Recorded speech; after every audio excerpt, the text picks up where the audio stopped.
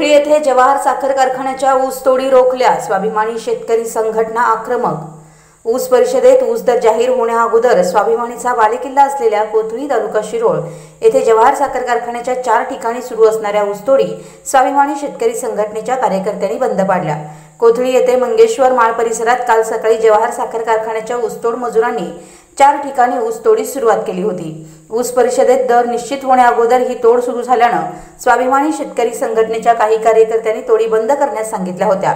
यानंतर या तोडी बंद करण्यात आल्या होत्या, मात्र आज सकाळी पुन्हा या तोडी सुरू झाल्याची बातमी दुपारी स्वाभिमानी शेतकरी संघटनेच्या प्रमुख कार्यकर्त्यांना समजताच कार्यकर्त्यांनी आक्रमक भूमिका घेत दुपारी ऊसतोड सुरू असलेल्या 4 ठिकाणी जाऊन ऊसतोडी त्वरित बंद करण्याचं आवाहन केलं। वाहनाच्या ऊसाचं नुकसान झाल्यास त्याला संघटना जबाबदार राहणार नाही, तसंच जर पुन्हा ऊसतोड सुरू करू नये असा इशारा स्वाभिमानी शेतकरी संघटना कोथळी शाखेचे अध्यक्ष शिवकांत विभूते यांनी यावेळी दिला। तर स्वाभिमानीचे विजय खवाटे यांनी ऊसतोड मजुरांना पुन्हा तोडीचा प्रयत्न करू नका अशी विनंती केली। यावेळी शिवकांत विभूते, विजय खवाटे, शीतल बोरगावे, राजगोंडा इरसांना, जीवनदर इसरांना, सुभाष बाळीशे, अभिनंदन संकाई, अक्षय संकाई, आदित्य पाटील, पार्श पाटील, प्रथमेश पाटील आदींसह संघटनेचे प्रतिनिधी उपस्थित होते। KWD news Kothali.